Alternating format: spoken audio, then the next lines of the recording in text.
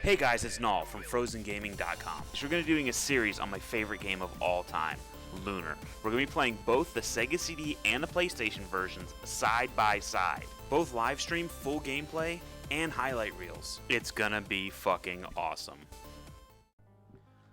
Alright, so, this has been long in the making. This is one of my absolute favorite games of all time. It is such my favorite game that it is even my nickname online, my game alias and whatnot.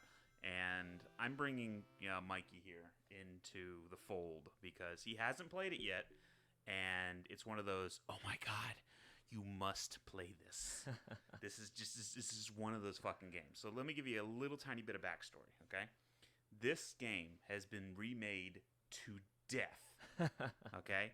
This game, the story, the sequel, the prequel, all this good stuff, has been across 8 systems and 20 years. Wow. The same fucking story of like a 2-part, 3-part story, you know? Damn. How many fucking game systems can you say have done that? Have gone, okay, we've remade it so many fucking times it went across 8 systems in 20 years. Okay? It started out on the Mega Drive, which is the Japanese Sega CD, and it went to the American Sega CD. Then it had a sequel. Then they had a version for it for the Game Boy Advance. Then they ported it over to the Sega Saturn for Silver Star Story Complete, which is the complete redo of the story. It's the same story, but they added like a lot to it and various changes.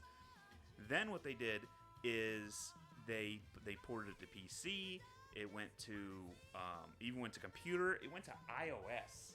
The latest release in this series was actually back in 2012 for iOS. Damn. So 20 fucking years since 1992. This amount of games. It's just I can't not talk about it. I like every thread and every forum I've been on in the past couple of years, I'm just like, have you guys not played? Do you have a few moments to talk about our Lord and Savior Goddess Althena? It's like I'm the fucking Jehovah's Witness of Lunar. All right, I'm knocking on everybody's door, be like, you must play this. Why have you not seen this? It's like one of those untold treasures.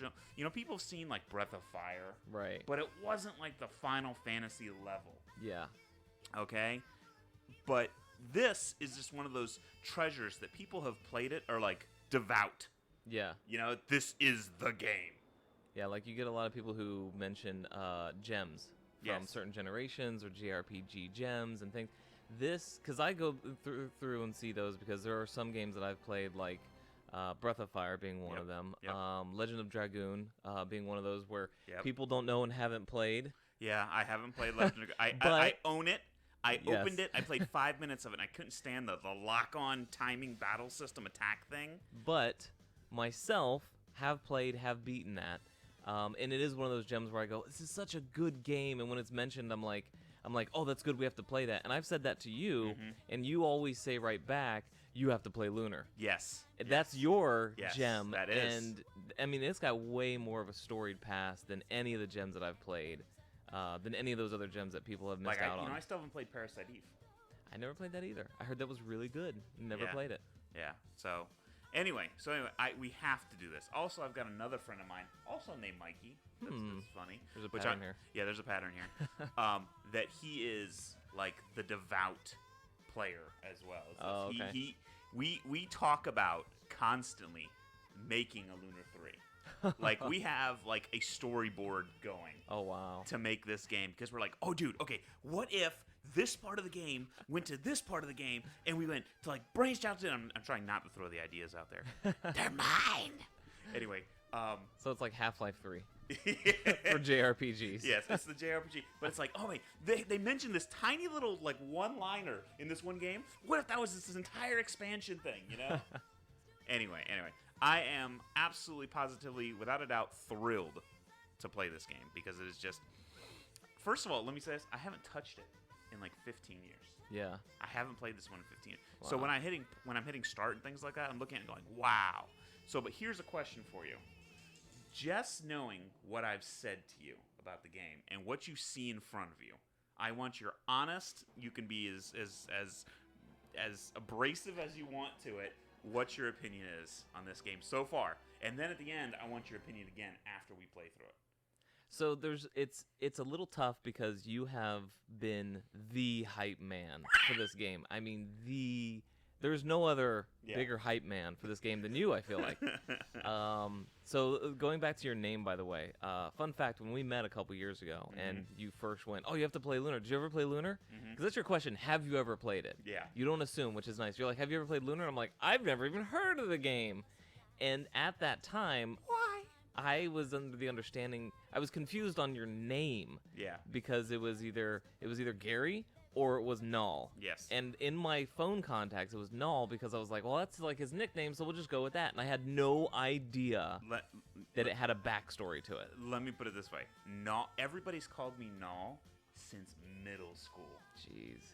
That has just been my... You know how back in the day you personify yourself onto like some of the heroes and things like that? Sure. Like my original one, and this is really lame, was Final Fantasy II, Color of Mist.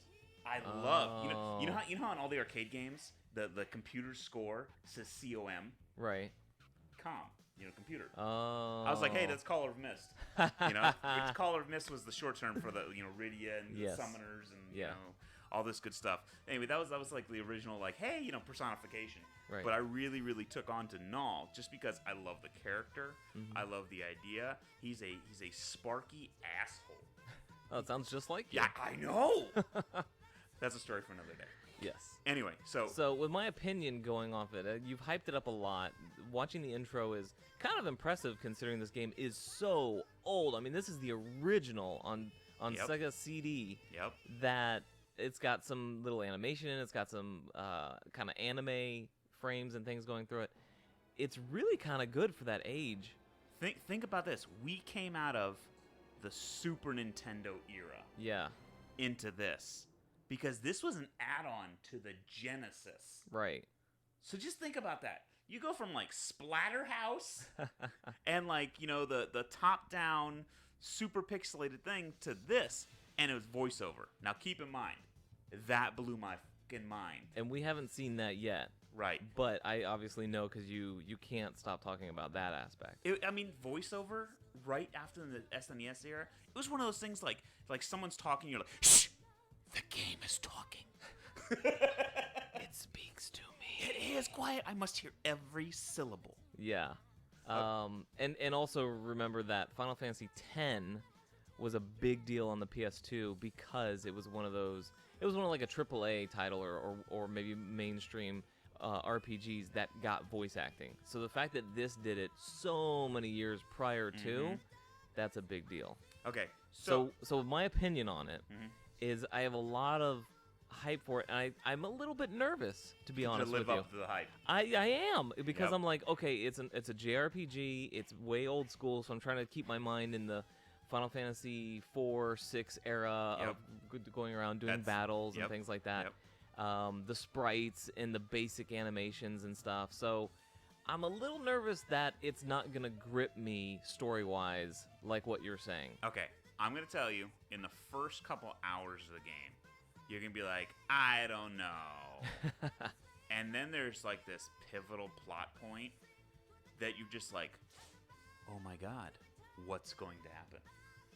And that is when it grabs you by the nuts and says, you are now mine. So real quick.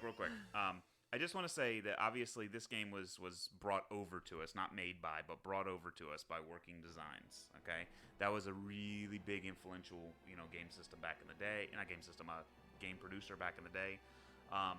They remade the system, and remade the games and whatnot, many times, and they really have a high quality standard. The reason I'm going to say this is they give you like a leather-bound book with the game.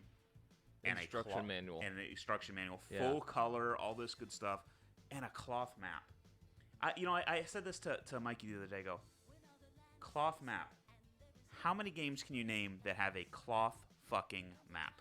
Yeah, that's something different. It's something kind of special. I mean, I can only name two: Ultima 7, for PC, and this. That's the only two I can name. Yeah.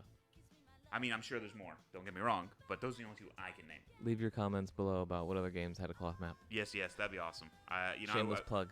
Yeah, shameless plug. Yeah, that'd be nice. I would like that. Yeah, let's see what see if you guys can point out any other ones that had it. Yeah, so I bet it's a short list. It's gotta be. I mean, it's one of those things like I really care about this game kind of thing to put a cloth map into it. Yeah. So okay, so we watched the opening like 5-6 times now, whatever now.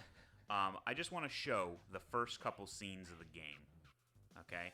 Because we're gonna play through the PlayStation version because I don't want to torture him too much with the Sega CD version because the Sega CD version is hard. Yeah. It's it's not like OMG hard, but it's like the graphics are pretty dated. I have to admit, I would love it. I would play through it personally, but if I'm gonna show somebody the newness to the series, I want to show them like a shining gem, right? Not a rough diamond. Yeah. So we go through here, and there's the title. Working Designs 1993, and we're gonna hit next time on Frozen Gaming. The epic retold over and over for 2 decades. Action, adventure, and really shitty jokes. Played side by side. In all seriousness, the jokes are pretty bad. So bad they're actually good in disguise. But the game is awesome, so don't miss it.